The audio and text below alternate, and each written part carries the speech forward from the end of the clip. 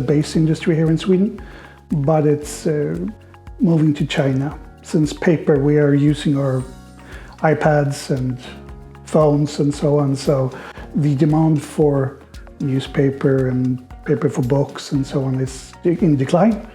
Hence, they're closing down major plants. The legislation in Sweden is currently saying that if you have been on site, then you will be responsible. It's always the manufacturer, the one who had drawn the site, that will be paying for any remediation and investigations and so on. So our clients usually get a letter from the authorities saying, oh, we've discovered you've been on this site, and the client says, oh, what site?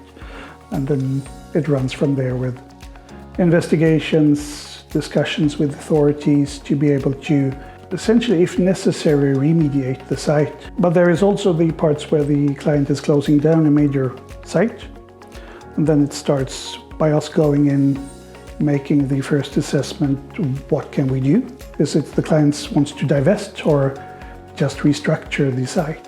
And then you get all of the investigations, all of the risk assessments and remediation action plans, and then by the end a remediation, and then to redevelop the site. And at the late stage, if they want to divest it, help with that process as well.